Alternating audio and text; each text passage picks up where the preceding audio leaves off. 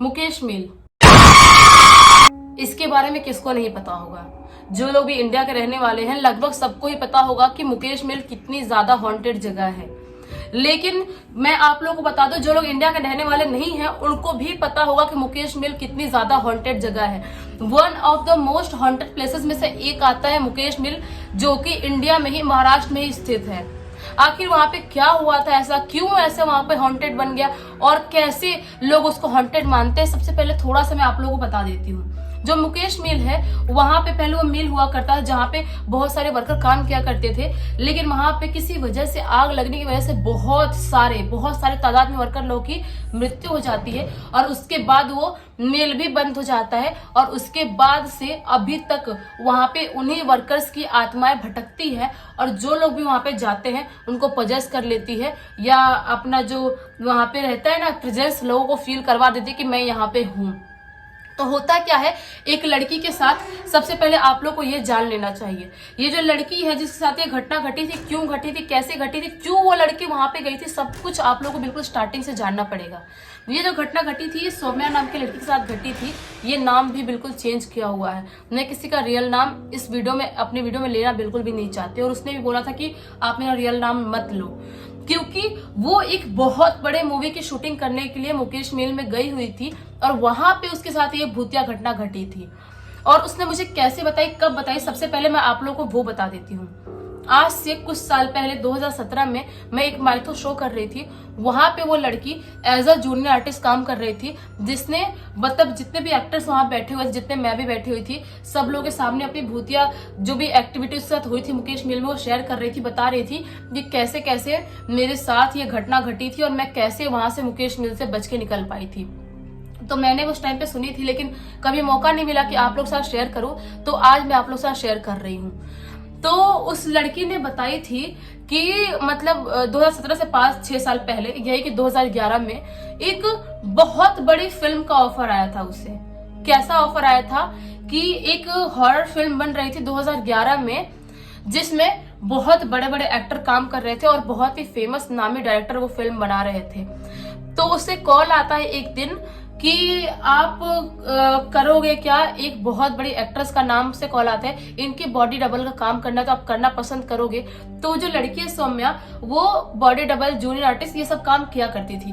तो वो फटाक से 1 सेकंड बिना लिए हाँ बोल देती है, क्योंकि जिस एक्ट्रेस के बॉडी डबल का काम उसको करना था वो उस एक्ट्रेस की बहुत बड़ी फैन थी, जो कि मैं उस एक्ट्रेस का नाम बिल्कुल भी रिवील नहीं करना चाहती हूँ, प्राइवेसी बनाए रखने के लिए। और वो बॉलीवुड में बहुत बड़ी एक्टर अभी भी है एक्चुअली।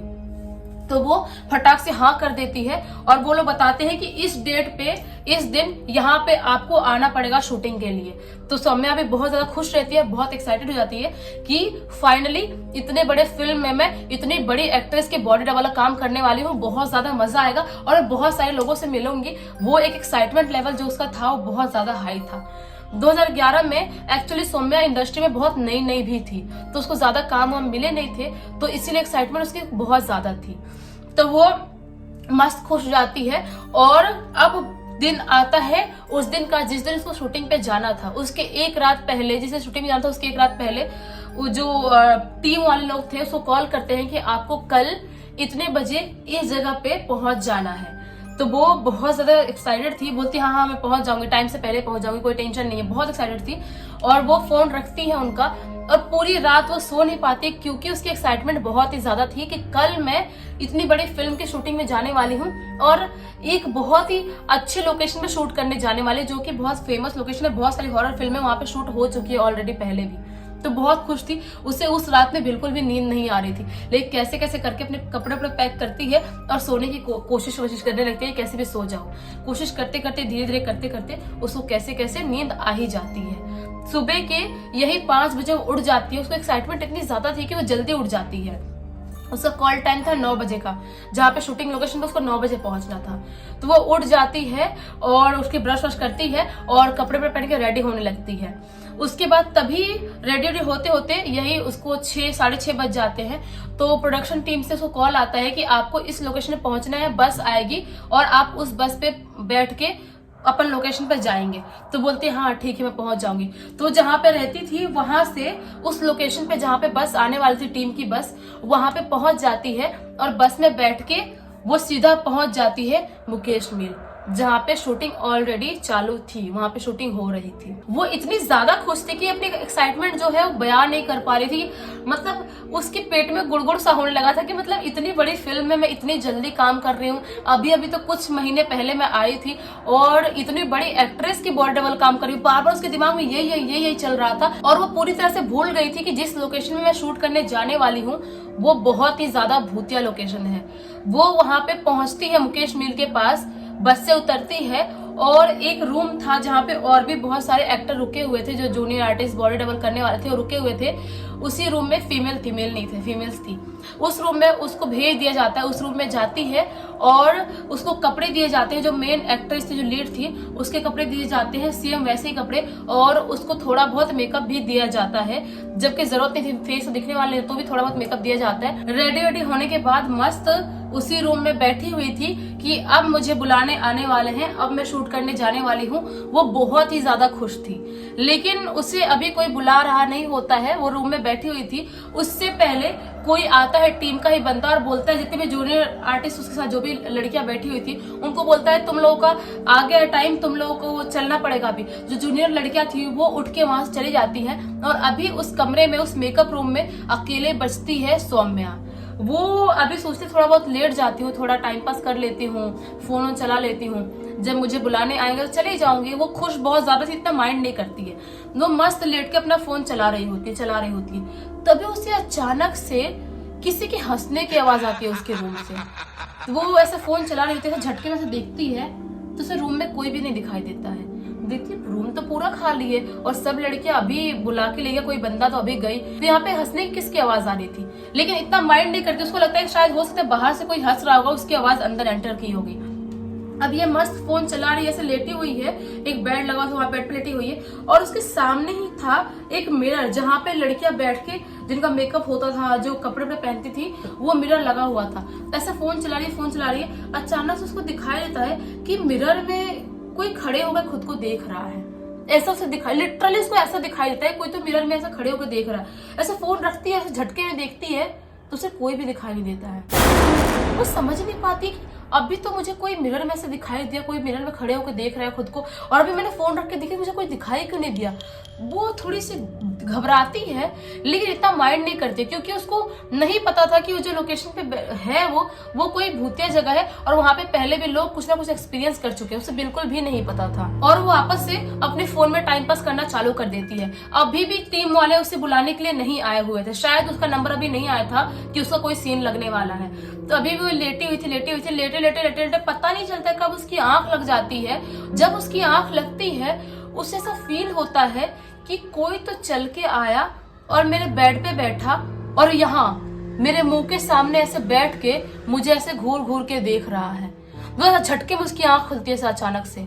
मतलब आप एक बार फील करो कि आपकी आंख बंद भी है, आप ऐसा लेटे हुए सोए हो, लेकिन कोई अगर आपके पास चल के आता है और ऐसे आपको कोई घूर घूर के देख रहा है, तो आपका जो सेंस होता है, जो आपका दिमाग होता है, वो कहीं ना कहीं से महसूस कर लेता है, फील कर लेता है कि कोई तो आया था या कोई तो बैठा था। उसको भी ऐसा ही फील होता है। झटके में जब आंख खोल के देखती है तो उसे वहां पे कोई भी दिखाई नहीं देता है। वो सोचती है कि हो क्या रहा है मेरे साथ, ये 3 बार हो गया, समझ में नहीं आ रहा है कि ये सब चल क्या रहा है, मैं क्या करूं समझ में नहीं आ रहा है। वो आपस सोचती है कि हो सकता है मेरा वहम होगा, शायद रात में अच्छे सोई नहीं हूँ इसलिए मेरा माइंड ये सब क्रिएट कर रहा होगा। उसको ऐसा फील होता है। वो सोचती है कि क्या करूं, थोड़ा बाहर जाकर टहल के देखूं क्या, कि मुझे कोई बुलाने क्यों नहीं आ रहा है। तो वो रूम से बाहर निकलती है, ऐसे ही जहाँ पे थी वो वहीं पे रूम से बाहर निकल के ऐसे वॉक करने लगती है। देखती है तो रूम के बाहर कोई दिखाई नहीं देता, ना तो कोई टीम वाला है, ना कोई स्पॉट दादा है, ना ही कोई है। मतलब समझ में नहीं आ रहा था कि कहाँ है सब लोग। उसको फिर ऐसा फील होता है कि हो सकता है जहाँ पे सीन लगा होगा सब लोग वहीं पे गए होंगे, इसलिए मुझे कोई दिखाई नहीं दे रहा है। वो ऐसे ही वॉक कर रही थी, पूरे मुकेश मिल को ऐसे निहार रही है। उसे समझ में नहीं आ रहा था कि ऐसा जला हुआ सा और अजीब सा मनुष्य सा क्यों दिखाई दे रहा है और यहाँ पे क्यों शूटिंग करे जब इतना मनुष्य दिखाई दे रहा था। उसको वहां पे थोड़ी बहुत नेगेटिविटी लग रही थी, लेकिन वो ज्यादा इतना कुछ महसूस नहीं करती है। वो ऐसे ही वॉक कर रही होती है। वॉक करते करते सोचती है कि काम करते हुए मुझे बुलाने नहीं आ रहे, तो मैं जाती हूँ, थोड़ा सा रूम में बैठती हूँ और थोड़ी फ्रेश हो जाती हूँ, पता चले अभी बुलाने मुझे आ जाए। वो रूम में जाती है, अभी फ्रेश होती है, तभी उसका दरवाजा ठम ठम ठम ऐसे करके नॉक होता है। जब दरवाजा नॉक होता है तो दरवाजा खोलती है तो वही टीम का कोई बंदा था जो जूनियर आर्टिस्ट लोगों को बुला के ले गया था, वही बोलता है कि मैम आपका सीन लग गया, आप चलो। तो सौम्या फाइनली बहुत खुश होते, सोचती है अच्छा है यार मेरा सीन लग गया, अभी फाइनली मैं सीन कर पाऊंगी। वो वहां से चली जाती है और अकेले डर रही थी उस रूम में, उसका डरना भी नॉर्मल जाता है। जाती है, उसके जो सीन विन थे थोड़ा बहुत करती है, उसके बाद पूछती है टीम वाले लोगों से कि कब तक पैकअप होगा, कुछ आइडिया है क्या। तो टीम वाले बोलते हैं कि रात के 9-10 बज जाएंगे पैकअप होने में, और अभी सीन बहुत टाइट स्केड्यूल चल रहा है तो टाइम तो लग जाएगा। तो वो बोलते हैं ठीक है कोई बात नहीं। उसके बाद सीन विन करती है, लंच का टाइम होता है, लंच वंच भी करती है, और ऐसे करते करते करते करते उसका पूरा दिन ऐसे ही निकल जाता है।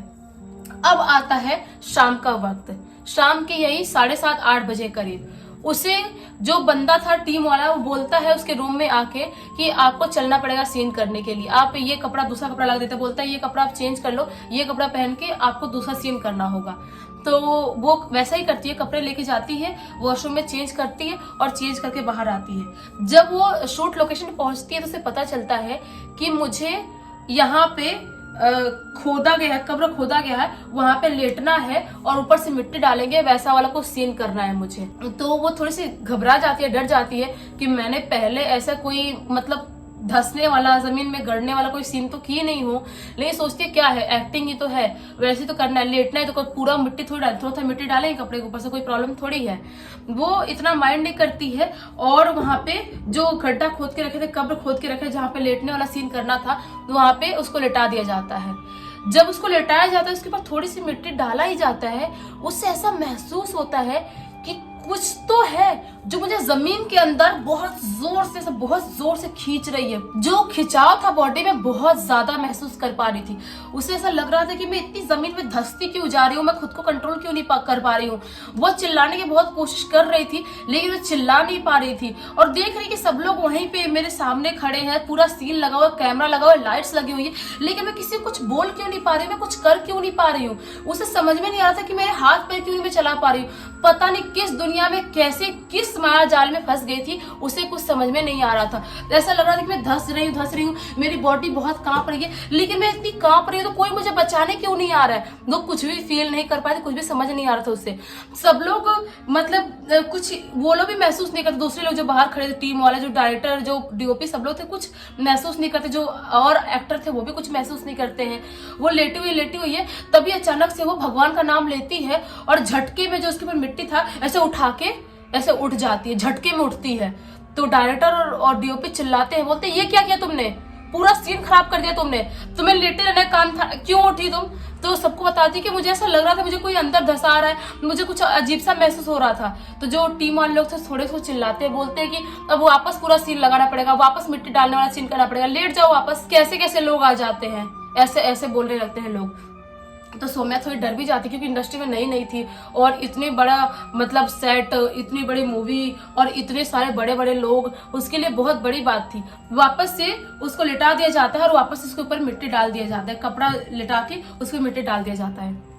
वापस से वो कुछ फील करती है, ऐसा लेटी है, उसे ऐसा लगता है कि वापस से मेरी बॉडी में कुछ दबाव महसूस हो रहा है, मुझे कुछ खिंचाव फील हो रहा है, और ऐसे लेटी सोचती है एक काम करती है, मैं आंख बंद कर लेती हूँ, आंख बंद कर लूंगी तो मुझे ज्यादा कुछ महसूस नहीं होगा। वो जैसे ही आंख बंद करती है, उससे यहाँ अपने आंख के सामने कोई बहुत ही क्रीपी सी, बहुत ही खौफनाक से दिखने वाली औरत दिखाई देती है, जिसकी शक्ल बहुत ही ज्यादा वाहियात दिखाई दे रही थी। आंख खोलती है तो चीख के उठती है, वो वापस से चीख के उठ जाती है, और जो सीन था वापस से खराब हो जाता है। वापस से डीओपी, डायरेक्टर, सब लोग तो चिल्लाते हैं कि वापस से क्यों उठी तुम, वापस से क्या कैसी लड़की को लेके आ गए यार, बार बार सीन खराब कर रही है। बताती है कि मैंने कुछ बहुत ही खौफनाक चेहरा देखा, मैंने कुछ बहुत ही खौफनाक, मुझे समझ में नहीं आ रहा है कि ये क्या था। लेकिन जो टीम वाले लोग थे वो बहुत ज्यादा सुनाते हैं, बहुत चिल्लाते हैं।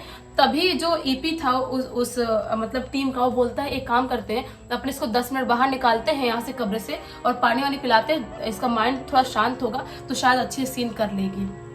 तो ऐसा ही करते हैं, उसको बाहर निकालते हैं। अभी सौम्या बहुत ज्यादा डर गई थी और वो रोने लगी थी, इतनी डर गई थी। और जो वहां के लोग थे उनसे बार बार बताने की कोशिश कर रहे थे कि मैंने ऐसा कुछ महसूस किया, लेकिन कोई भी उसकी ये बात मानने को तैयार नहीं था कि वो ऐसा कुछ फील कर रही थी। और मैं आप लोगों को एक बात बताना भूल गई, जहां पे ये लोग वो सीन कर रहे थे ना कब्र वाला, ऑलरेडी वहां पे 3-4 लोगों की कब्र थी। मतलब कि रियल के शमशान घाट वाले टाइप के एरिया में ये सीन कर रहे थे वो मूवी वाले।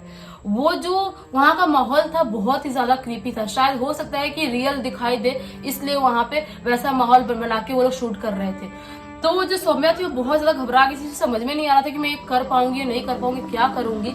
तो टीम वाले लोग वापस से बोलते हैं कि वापस से इसको ले जाओ, लेटाओ, और वापस सील लगाते हैं। वो लोग वापस सील लगाते हैं, वापस उसको लेटाते हैं। वापस से बहुत ज्यादा घबरा रही थी, बहुत उसे समझ में नहीं आ रहा था कि क्या हो रहा है, क्या प्रॉब्लम हो रही है। वो जब उसका सील लगता है ना, डीओपी जब उसके ऊपर जब कैमरा डालता है ना, डीओपी को कुछ अलग सा महसूस होता है, कुछ अलग सा, पता नहीं क्या महसूस होता है, क्या दिखता है। उसके हाथ से कैमरा छूट जाता है और डीओपी गिर के बेहोश हो जाता है। जब डीओपी गिर के बेहोश होता है, उसके बाद पूरे टीम में हड़कंप मच जाती है। सब लोग भाग भाग के लाते हैं, पानी वानी पिलाते हैं, और सब लोग पूछने की कोशिश करते हैं क्या हुआ क्या हुआ। वो बताने के लिए कुछ भी रेडी नहीं था। जो सौम्या थी उसको और जितने जूनियर आर्टिस्ट जो भी लोग थे सबको उनके कमरे में भेज देते हैं और बोलते हैं कि क्या प्रॉब्लम हो गई, कुछ समझ में नहीं आता है। ये लड़कियां लोग बात करते हैं क्या प्रॉब्लम हो गई, तो डीओपी सर ऐसे गिर क्यों गए। लेकिन क्या हुआ था उस दिन, क्या गया था, इन लोगों को नहीं पता कि डीओपी ने ऐसा क्या देख लिया जिसकी वजह से उसका कैमरा गिर गया और वो गिर के बेहोश हो गया। लेकिन उस दिन के बाद सौम्या ने उस दिन ही सेट पे बोल दी सब लोगों को और मना कर दी कि मैं वापस कल से यहाँ पे शूट करने नहीं आने वाली हूँ, और जो भी चीजें हो आपको पैसे नहीं देना है, मेरा जो भी एक दिन काम का है मत दो, लेकिन मैं आज के बाद यहाँ पे शूट करने नहीं आऊंगी। और उसके बाद उसने बैकआउट कर दी और वहां पे शूट करने नहीं गई मुकेश मिल में। लेकिन जो भी उसके साथ ये जो भी छोटी मोटी या जो भी बड़ी घटना बोले जो उसके साथ घटी ना, वो बहुत ही ज्यादा खौफनाक थी। जो वो उसने फील की वो हम फील नहीं कर सकते, इसलिए हम सिर्फ बता सकते हैं, सुन सकते हैं। लेकिन क्या हुआ था उस दिन, क्या गया, किसी को समझ में नहीं आया। शायद वो मूवी अभी तक रिलीज भी नहीं हो पाई, या रिलीज हो गया मुझे नहीं पता, क्योंकि उसने उस मूवी का नाम नहीं बताया था। लेकिन जो भी बोलो, ये जो घटना थी वो अपने आप में बहुत ही ज्यादा खौफनाक घटना थी। आप लोग बताना कि आप लोगों को ये घटना कैसी लगी। अगर आप लोगों को अच्छी लगी हो तो इस वीडियो को लाइक कर देना, चैनल को सब्सक्राइब कर देना, बेल आइकन दबा के ऑल पे क्लिक कर देना, ताकि जब भी मैं नए वीडियो डालूं सबसे पहले आप लोगों के पास पहुंचे। देखो इतनी तबियत खराब है, आवाज खराब है, उसके बाद भी वीडियो बना रही हूँ, इसलिए प्लीज लाइक जरूर करना इस वीडियो को और ज्यादा लोगों के साथ शेयर करना। चलो कल वापस से मिलती हूँ एक बहुत ही खौफनाक सी वीडियो में, तब तक के लिए बहुत बहुत धन्यवाद।